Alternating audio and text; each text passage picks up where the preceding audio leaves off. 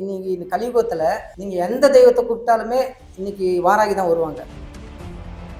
தப்பு செஞ்சா நிச்சயமா அந்த தெய்வத்தை வணங்கணும்னா, வாராகி வணங்கணும்னா, தவறு செஞ்சா பஞ்சமி அன்னைக்கு நிச்சயமா எதை பண்ற முடியும், பஞ்சமி வளர்பிறை பஞ்சமி தேவை 2 பஞ்சமியுமே அம்பாளுக்கு அந்த கரெக்டாக செய்ய வேண்டிய விஷயங்களை செய்துட்டோம்னா அவங்க நமக்கு என்ன செய்யணுமோ அதை நிச்சயமா செய்யணும்.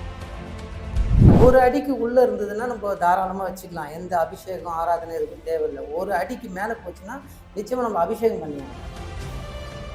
என்னதான் வாழ்க்கை வாழ்றதா இல்லை சாகிறதான்ற மாதிரியான ஒரு கட்டத்துக்கு போயிடறாங்க. இதுக்கெல்லாம் காரணம் என்னன்னு கேட்டிங்கன்னா இந்த துஷ்ட சக்திகள் தான்.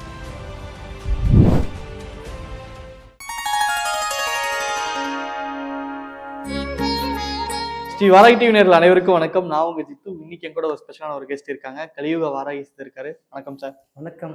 எப்படி இருக்கீங்க சார்? நல்லா இருக்கேன். நீங்க எப்படி இருக்கீங்க? சூப்பரா இருக்கேன். அதான் வாராகி டிவின்றதுனால வாராகி அம்மாவை இங்கே வச்சு வழிபட்டு இருக்கீங்க. அதனால வாராகி அம்மாவை வர வச்சாங்களே என்னவோ சொல்லுங்கய்யா. சரி, இப்போ பொதுவாக ஏதாவது ஒரு ஆஃபர் இருந்து நீங்க துணி கடைகள் ஏதாவது ஒன்று போனோம் அப்படின்னா, ஏதாவது ஒரு ஆஃபர்ல ஒரு ஷர்ட் போனா, அதே ஆஃபர் எனக்கு வந்தா சொல்றியா அப்படின்னு நம்ம நண்பர்கள்ட்ட கேட்போம். அதே மாதிரி சார் நான் கடவுள் நம்பிக்கையும் பார்க்குறேன். ஏன்னா சில பேர் வந்து கடவுளை ரொம்ப கஷ்டப்பட்டு கும்பிடுவாங்க, அவங்களுக்கு ஆறுதலா இருக்கும்னு நினைப்பாங்க. சில பேருக்கு அவங்க ஆறுதல் இருக்கும், சில பேருக்கு அவங்களுக்கு காட்சி அளிக்காது, எந்த ஒரு இதுவும் இல்லாம இருந்திருக்கும். நீங்க கடவுளை பார்த்திருக்கேன்னு சொல்லியிருக்கீங்க, அம்மாவோட அருள் உங்களுக்கு நிறைய கிடைச்சிட்டு இருக்குன்னு சொல்றீங்க. அதே மாதிரி நம்ம ஆடியன்ஸும் கிடைக்கணும்னு நான் ஆசைப்படுறேன். இதெல்லாம் நீங்க ஃபாலோ பண்ணுங்கப்பா, உங்களுக்கு அம்மாவோட அருள் இருக்கும், அவங்க கண்டிப்பா உங்களோட பேசுவாங்க, உங்களுக்கு ஹெல்ப் பண்ணுவாங்கன்னா என்னென்ன விஷயங்களை நீங்க ஷேர் பண்ணுவீங்க? அதாவது என்னன்னு கேட்டிங்கன்னா இன்னைக்கு வந்து துஷ்ட சக்திகள் அதிகமாகுது. அதாவது எதனால வந்து தெய்வத்தை நம்ம ஓடி போய் வணங்குறோம் அப்படின்னாக்கா, ஒவ்வொரு மனுஷனுக்கும் இன்னைக்கு நிம்மதியாக சாப்பிட முடியல, நிம்மதியாக தூங்க முடியல, நிம்மதியே இல்லைன்னு சொல்கிறாங்க. வீட்டில் போனால் சண்டை, வெளில வந்தால் சண்டை, எங்கே போனாலும் பிரச்சனை, கடன் பிரச்சனை, என்னதான் வாழ்க்கை வாழ்றதா இல்லை சாகிறதான்ற மாதிரியான ஒரு கட்டத்துக்கு போயிடுறாங்க. இதுக்கெல்லாம் காரணம் என்னன்னு கேட்டிங்கன்னா இந்த துஷ்ட சக்திகள் தான். துஷ்ட சக்திகள் ஆதி காலத்துலேருந்தே அதிகமாகிடுச்சு. ஸோ அந்த அசுர சக்திகள்னா இந்த மாதிரி அகால மரணங்கள், தற்கொலை இந்த மாதிரி பண்ணிக்கிறவங்கலாம் பார்த்தீங்கன்னா இந்த ஆத்மாக்கள்லாம் வந்து பார்த்தீங்கன்னாக்கா சிவலோக பதிவு அடையாது. ஸோ அந்த மாதிரி ஆத்மாக்கள் வந்து பார்த்தா சாதாரண மனுஷங்க உடம்புல புகுந்துக்கிட்டு அவங்கள வந்து கெட்டவனாக காட்டும் சூழலில். ஒரு என்னதான் நல்லவனாக இருந்தாலும் அவனை கெட்டவனாக காட்டும் அது உள்ளே வந்துருச்சுன்னா. ஸோ அதெல்லாம் உள்ளே வராமல் இருக்கணும்னா ஒரே விஷயம் என்னன்னு கேட்டிங்கனாக்கா நாமளை நல்வழிப்படுத்திக்கணும். நல்வழிப்படுத்துறது என்னன்னு கேட்டிங்கனாக்கா நிறைய பேர் ஒரு விஷயம் ஏதாச்சும் பிரச்சனை ஆயிடுச்சுன்னா உடனே பழி வாங்கணும்னு நினைக்கிறாங்க. அதாவது போட்டி இருக்கணும், போராமல் இருக்கக்கூடாது. நிச்சயமா. அதே மாதிரி பழி வாங்குற எண்ணம் இருக்கக்கூடாது, போட்டி இருக்கலாம். அப்போ வந்து இவங்க மக்களுக்கு என்னென்னா பழி வாங்குற எண்ணம் வந்துடுது. போட்டியில் ஜெயிச்சிட்டாலோ தோத்துட்டாலோ உடனே அவனை எப்படியாவது அழிச்சிடணும், அந்த ஒரு எண்ணங்கள் உள்ளே வரும்போது அந்த அசுர சக்தி கெட்டது உள்ளே வந்துடுது. ஸோ அப்போது என்னன்னு கேட்டிங்கனாக்கா நாம் அந்த எண்ணங்கள் உள்ளே வரும்போது நம்மளை ஆட்டி படைக்க ஆரம்பிச்சு. ஸோ நல்லதே நினைக்கணும். என்னதான் இருந்தாலும் பரவாயில்ல, அவன் நம்மளுக்கு நல்லா இருக்கு, நம்மளுக்கு துரோகம் பண்ணிட்டான், நல்லா இருக்குன்னு நினைக்கும் போது வாழ்த்தும் போது இவனுக்கு நல்ல சக்திகள் அதிகமாகுது, சுற்றி பாசிட்டிவ் வைப்ரேஷன் வர ஆரம்பிக்குது. நல்ல விஷயங்கள் நினைக்கும் போது, நல்லதே செய்யும் போது அந்த வைப்ரேஷன் அதிகமாகும் போது நினைச்சதெல்லாம் நடக்க ஆரம்பிக்குது. இப்போ பிரபஞ்சம் வந்து இன்னைக்கு வந்து அதை தான் பண்ணிட்டு இருக்கு. எந்த ஒரு மனிதன் தன்னை வந்து பக்குவப்படுத்தி அவன் வந்து எல்லா விஷயத்துலையும் ஒதுங்கி போறானோ, அந்த பழி வாங்குதல்ன்றது பார்த்தீங்கன்னாக்கா அது பெரிய ஒரு நம்மளை அசுர சக்தியாக மாற்று. அதனால் நிறைய பிரச்சனை அனுபவிக்கிறோம். ஸோ நம்ம நல்லவன் பேர் எடுக்கிறதுக்கு நிறைய நேரம் தேவைப்படுது, நிறைய நாட்கள் தேவைப்படுது. ஆனால் கெட்டவன்றது ஒரு செகண்ட்ல நம்ம கெட்ட பேர் எடுத்துடலாம்.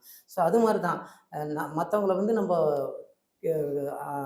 சாபம் கொடுக்கும் போதோ சில விஷயங்கள் சொல்லும் போதோ ஆட்டோமேட்டிக் உடனே நடந்துடும். அவன் சொல்லுவான், நான் சொன்ன அவன் கெட்டு போயிட்டான் பாருன்னு சொல்லுவாங்க. ஆனால் அதே நல்லது சொல்லி பாருங்க நடக்க. நல்லது வந்து 1000 முறையாக சொல்லணும், சொல்லும் போது தான் நடக்கும். அதனால தான் மந்திரங்கள் கூட 1008 108ன்னு சொன்னால் தான் சித்தியாக இருக்கும், அது நமக்கு நடக்க ஆரம்பிக்கும். ஸோ அதனால் நல்லதே வந்து மறுபடியும் சொல்லணும். ஒருத்தர் வந்து டாக்டர் ஆகணும் இல்லை வக்கீல் ஆகணும்னா டாக்டர் ஆகிடுவேன், நீ டாக்டர் ஆகிடுவேன் வக்கீல் 100 முறை சொல்லும் போது தான் அந்த குழந்தை கூட அதுவாக மாறும், மேனிஃபெஸ்ட் பண்ண சொல்கிறேன், அந்த மாதிரி மாறும். ஸோ அப்படி இருக்கும்போது நாம் மேக்சிமம் நல்லதே நினைக்கணும், நல்லதே செய்யணும், நிச்சயமாக அவங்களுக்கு நல்லதே நடக்கும். அதுவும் வாராகி அம்மன் வழிபாட்டுல பாத்தீங்கன்னா ஒவ்வொருத்தரும் ஒரு சில குழப்ப முறைகள் கொண்டு வந்துடுறாங்க. இப்ப இந்த நேரத்துல வழிபட்டதான் அம்மாவோட அருள் இருக்கும், அதை பார்த்துட்டு அதை ஃபாலோ பண்றது, இரவு நேரங்கள்ல வழிபடணும்னு சொல்லிட்டு அப்படி ஒரு சில குழப்பங்கள் இருக்கு. சில பேர் வீட்டுல நான் செலவு வைக்க கூடாது, போட்டோ வைக்க கூடாது, நான் என்ன பண்றது, இந்த மாதிரி ஒரு நிறைய கன்ஃபியூஷன்ஸ் இருந்துட்டே இருக்கு. உங்க பார்வையில நீங்க சொல்லுங்க, எப்படி வழிபடலாம், சிலை வழிபாடு வைக்கலாமா என்ன இது? ஆக்சுவலா என்னன்னு கேட்டீங்கன்னாக்கா, வாராகி அம்மன்ன்றது உக்ர வழிபாடு அந்த காலத்துல. ம். ராஜராஜ சோழன் வந்து பார்த்தீங்கன்னா, பலிகள் குடுப்பார் நெறைய. ம். அது உக்ரதெய்வம் பலி குடுத்துட்டு போனா தான் அவரு போர்ல ஜெயிக்க முடியும். போர்ல வந்து நெறைய பேர வந்து கொன்னா தான் பலி குடுக்கணும் அந்த இடத்துல. அப்போ என்னன்னா, இங்க பலி குடுத்துட்டு போவாரு. அப்ப அது உக்ர தெய்வமா இருந்தது.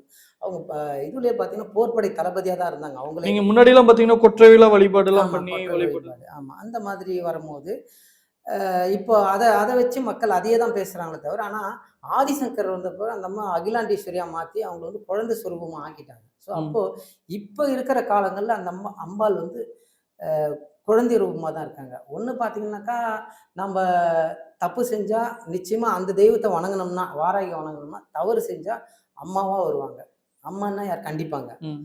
நாம வந்து நல்லது செஞ்சோம்னா குழந்தையா வருவாங்க. நம்ம கொஞ்சனா குழந்தை. இதுதான் சொல்றேன். அந்த அம்மாவ நம்ம கொஞ்சனோம்னா குழந்தை. தப்பு செஞ்சோம்னா தாய். அப்படி அந்த ரூபத்தில தான் இப்ப வந்துட்டு இருக்காங்க. பட் இனி வரும் காலங்கள்ல பார்த்தீங்கன்னாக்கா, உலகம் முழுக்க வாராகி வாராகி வலம் வருவாங்க. ஸோ ஒவ்வொரு வீட்லயும் விநாயகர் கணபதி எப்படி இருக்கிறாரோ, வீட்டுக்கு வீடு கணபதி படம் இருக்கும். அந்த மாரி வாராகி படம் வரும். ஏன்னு கேட்டீங்கன்னாக்கா, இன்னைக்கு வந்து பார்த்தீங்கன்னா, கலியுகத்தில வாராகி தான் நமக்கு என்ன கேட்டாலும் செய்யக்கூடிய, வரம் தரக்கூடிய தெய்வமா இருக்கிறாங்க. அதனால எல்லாரும் படங்கள் வைக்கலாம், வணங்கலாம். இந்த ராத்திரி வழிபாடுன்றது பார்த்தீங்கன்னாக்கா, அந்த உபாசகர்களுக்கு தான். அவங்க வந்து இது 48 நாள் உபாசனை பண்ணி, அத சித்தி பண்ணி, சில மக்களுக்கு நல்லது செய்யணும்னா, அவங்க வந்து பார்த்தீங்கன்னாக்கா, அந்த ராத்திரி பூஜைகள் பண்ணலாம். ம். அதே மாதிரி பார்த்தீங்கன்னாக்கா, பஞ்சமி ஒரு நாள் பண்ணாலே அந்த அம்பாளுக்கு சந்தோஷம், விசேஷம் தான். மத்தபடி வந்து தினமும் வந்து இந்த கிழங்கு வகைகள்லாம் வச்சு படைக்கலாம். ம். எல்லா ம். கிழங்கும் பூமிக்கு அடியில விளையிற எல்லா கிழங்குகளும் வைக்க அந்த அம்பாளுக்கு வந்து ஆனந்தம் தான், சந்தோஷம்.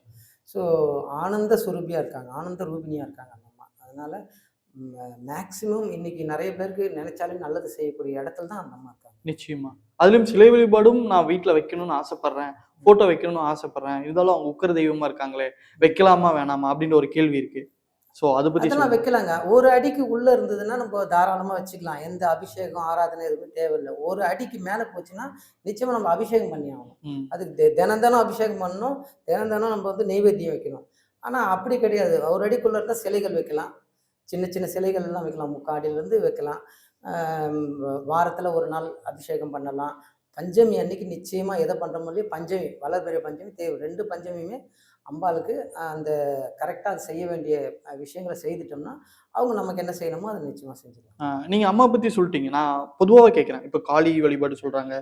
ஐயப்பன் நான் டிவோட்டி. ஐயப்பன பத்தி சொல்லுவாங்க. அதெல்லாம் வீட்ல வைக்கக்கூடாதுப்பா. அதெல்லாம் ரொம்ப ப்ராப்பரா இருக்கணும் அப்டின்னு சொல்லுவாங்க. அத பத்தி உங்களோட பார்வை எப்டி? அது வந்து பார்த்தீங்கன்னா, காளி கூட வந்து பார்த்தீங்கன்னாக்கா வைக்கலாம். தப்பு கிடையாது.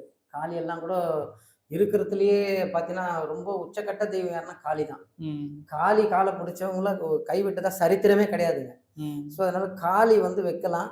அது எந்த தவறும் கிடையாது. அது அந்த காலத்துலேருந்து அது காளி வந்து அ த இந்த செய்வினை கோளாறு அது இது இதெல்லாம் உடைக்கிறவங்க, அத பண்றவங்க, இத பண்றவங்க, எதிரி அழிக்கிறவங்க அப்படியே சொல்லி அந்த தெய்வத்த வந்து உக்கிர தெய்வமா ஆக்கிட்டாங்க.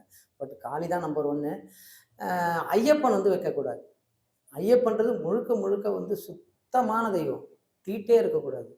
ஸோ, அதனால ஐயப்பன்ன்ற ஒரு விஷயம் என்னன்னு கேட்டீங்கன்னாக்கா, யார் வீட்ல படம் வைக்கிறது, அது எப்படி வைக்கிறது சுத்தமா இருக்கணும். சைவமா இருக்கணும். தனி பூஜை இருக்கணும். அப்படி இருந்தா மட்டும் தான் ஐயப்பன். மத்தபடி வணங்கலாம். ஓகே. ஐயப்பன கும்பிடலாம். நல்லது சார். சார் அதே மாரி நெறைய பேர் வந்து இந்த தாந்திரீக வழிபாடு எடுத்துக்கணும் அப்டின்ற மாரி நெறைய பேரு ஃபாலோ பண்றாங்க. ம். அதுல பயமும் இருக்கு. இல்ல அது எந்த அளவுக்கு பாசிட்டிவ் இருக்குன்றது ஒரு தெரியல. அத பத்தி நம்ம சொல்லலாமா? தாந்திரீக வழிபாடுன்றது எப்படி தாந்திரீக பண்ணலாம்? வழிபாடுன்றது என்னன்னு கேட்டீங்கன்னாக்கா, அது உடனே நடக்கிறது 1. ம். 2வது சும்மா சின்னதா செஞ்சா நடக்கிறது. இப்ப மாந்திரீகம் அந்த மாரிலாம் போறாங்க அப்படின்னாக்கா, அதெல்லாம் பார்த்தீங்கன்னா, நெறைய மந்திரங்கள் சொல்லணும்.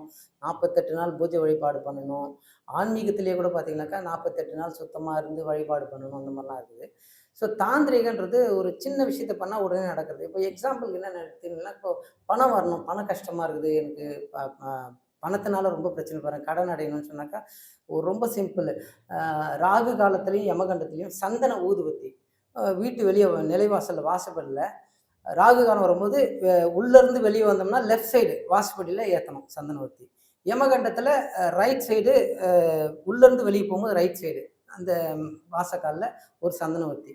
அந்த மாரி ராகு காலம், யமகண்டத்தில ஏத்துனோம்னாலே, பணம் தானா தேடி வரும் அப்படின்றார். தேடி வரும்னா நம்ம எதனா ஒரு வேலைகள் நம்மள தேடி ம். வரும். ம். அப்போ நமக்கு வந்து பார்த்தீங்கன்னா, அந்த பணம் பிரச்சனைகள் தீரும். 2வது பார்த்தீங்கன்னா, குளிகன்னு ஒரு நேரம் வரும்.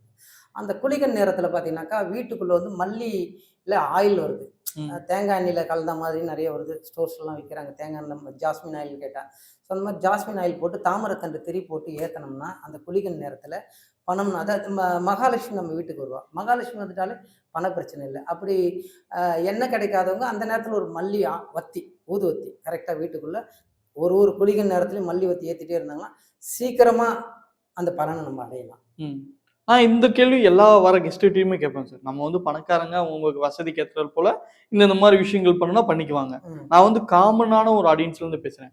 ஒரு சராசரியான ஒரு குடும்பத்தில் இருக்கவங்க, கஷ்டப்பட்டுட்டு இருக்கவங்க அடுத்த கட்டத்துக்கு மேல போகணும், நல்ல நிலைமையில வரணும் அப்படின்னா எந்த விஷயத்த ஃபாலோ பண்ணலாம்? அதுக்கு தான் நான் சொன்னேன், இந்த விஷயத்த ஃபாலோ பண்ணாலே போதுங்க. இது ரொம்ப சிம்பிள். வெறும் சந்தனவத்தி மல்லிவத்தி அவ்வளவுதான். நம்ம அதிகமான செலவே இல்லை. ஸோ இதை பண்ணாலே அவங்க ஒரு ரிசல்ட் அனுபவிச்சுட்டு நிறைய பேர் தேடுவாங்க. ஐயோ ஐயா சொன்னார், இன்னைக்கு நடந்துச்சு, இன்னைக்கு நாங்கள் நல்லா இருக்கும், பணத்தில் தட்டுப்பாடு இல்லாமல் இருக்கிறோம் அப்படின்னு சொல்லுவாங்க. ஸோ இது ரொம்ப ரொம்ப சிம்பிளான விஷயம். குளிகை நேரத்தில் மல்லிவத்தியோ மல்லி விளக்கோ ஏற்றுறது ஆயில் போட்டு, அது இல்லை. இந்த மாதிரி சந்தனவத்தி வந்து ராகு காலத்தில் லெஃப்ட் சைடு, வீட்டுக்குள்ளே வந்து வெளியே போகும்போது லெஃப்ட் சைடு, ரைட் சைடு, இது இந்த மாதிரி வீட்டுக்குள்ளேருந்து வெளியே போகும்போது சரி. அந்த இது ஒரு ரொம்ப சின்ன ஒரு விஷயம் தான், சின்ன செலவு தான். வாராகி அம்மனை பத்தி பேசும்போது பாத்தீங்கன்னா அவங்க உக்கிர தெய்வம் அப்படின்றது எல்லாரோட பார்வையிலும் இருக்கு. நீங்க சொன்னீங்க அம்மாவை பார்க்கலாம், குழந்தைய பார்க்கலாம். நான் அதை தாண்டி அவங்களை வந்து ஒரு மகாலட்சுமி அவங்கள சுரூபமா தான் நான் பாக்குறேன். ஏன்னா நான் பினான்சியல் ஸ்ட்ரகிள்ல யார் வழிபட்டாலும் அவங்களுக்கு வந்து அந்த ஒரு பண கஷ்டம் போகுது. அதுக்காக கோடியே கொடுக்குறாங்கன்னா அப்படின்னு நான் சொல்ல வரல. அவங்களோட பண கஷ்டம் போகுது ஃபர்ஸ்ட் அப்படின்ற மாதிரி நான் பாக்குறேன். நீங்க எப்படி சார்? நிச்சயமா நீங்க சொல்றது உண்மை. இன்னைக்கு வந்து பாத்தீங்கன்னாக்கா அம்பாள் வந்து மகாலட்சுமி ரூபத்திலும் இருக்காங்க. மகாலட்சுமி அதாவது இன்னைக்கு இந்த கலியுகத்துல நீங்க எந்த தெய்வத்தை கூப்பிட்டாலுமே இன்னைக்கு வாராகி தான் வருவாங்க. நீங்க பாத்தீங்கன்னாக்கா நீங்க மகாலட்சுமி கூப்பிட்டாலும் பணத்துக்காக வாராகி தான் வந்து நிற்பாங்க. நீங்க காளியை கூப்பிட்டாலும் வாராகி நிற்பாங்க. துர்கையை கூப்பிட்டாலும் வாராகி வருவாங்க. எந்த அம்மனை கூப்பிட்டாலும் சிவனை கூப்பிட்டாலும் வாராகி வருவாங்க. பெருமாளை கூப்பிட்டாலும் அவன் எந்த தெய்வத்தை கூப்பிட்டாலும் இன்னைக்கு வாராகி முன்னாடி வந்து நிற்பாங்க. உடனே வந்து நிற்கக்கூடிய தெய்வம் வாராகி. ஸோ இன்றைக்கி கலியுகத்தில் பார்த்தீங்கன்னாக்கா நிறைய அழிவுகளையும் நிறைய விஷயம் தடுக்க போகிறாங்க. தமிழகத்தில் இந்த வாராகியோட விஷயம் வந்து உலகம் ஃபுல்லாக பரவி இருக்குது. இன்றைக்கி இன்னும் உலக நாடுகள்லாம் இப்படி வரக்கூடிய காலங்களில் நிறைய தலைவர்கள்லாம் இறப்பாங்க. நான் ஏற்கனவே ஒரு மாதத்துக்கு முன்னாடி ஒரு மீடியாவில் சொன்னேன். அப்போ தலைவர்கள்லாம் கொடூரமான முறையில் இறப்பாங்க. நிறைய தலைவர்ன்ற பதவியில் இருக்கவங்க நாட் ஒன்லி தமிழ்நாடு, இந்தியா, உலகம் ஃபுல்லான்னு சொல்லி சொன்னேன். இப்போ பார்த்தீங்கன்னா கமேனி இறந்துருக்காரு. ஸோ நல்ல கண்ணு வந்து பார்த்தீங்கன்னா டயாலிசிஸ் பண்ண முடியாமல் கருப்பாக முகம் மாறி 101 வயசு வரைக்கும் நல்லா இருந்தவர் இறந்துருக்காரு. இந்த மாதிரி இப்போ சமீபத்தில் இந்த மாதிரி தலைவர்கள்லாம் வந்து இறந்துட்டு வராங்க. இன்னும் நிறைய தலைவர்கள் இழப்புகள்லாம் பார்க்க போகிறோம். வரப்போகிற இந்த 5 காலங்களில் பார்க்க போகிறோம். நிறைய அழிவுகள் பார்க்க போகிறோம். அப்போ நம்ம தமிழகத்தில் அழிவு கம்மியாக இருக்கும். அதுக்கான காரணங்கள் என்னன்றதுன்னா இந்த வாராகி அடியன் எப்படி தவங்களும் ஜபங்களும் பண்ணிட்டு இருக்கணும். இன்னைக்கு காடு மலைன்னு சுற்றிட்டு இருக்கேன். இந்த மாதிரி நிறைய பேர் நம்ம ஒரு குழுவாக அமைஞ்சு செஞ்சிட்ருக்கோம். ஸோ இதெல்லாம் வந்து காப்பாற்றணும் எப்படின்னும் போது அன்னைக்கு வந்து எல்லா உலக நாடுகள் மொத்தம் அறிஞ்சு இந்த தமிழ்நாட்டை நோக்கி வருவாங்க. தமிழ்நாட்டை நோக்கி வந்து நம்ம வந்து ஒரு நாடுகள்லையும் வாராகி பிரதிஷ்டை பண்ணுவோம். இதுதான் நடக்க போகுது. ரொம்ப அழகா நான் கேட்குற கேள்விகளுக்கு பதில் சொன்னதுக்கு மிக்க நன்றி.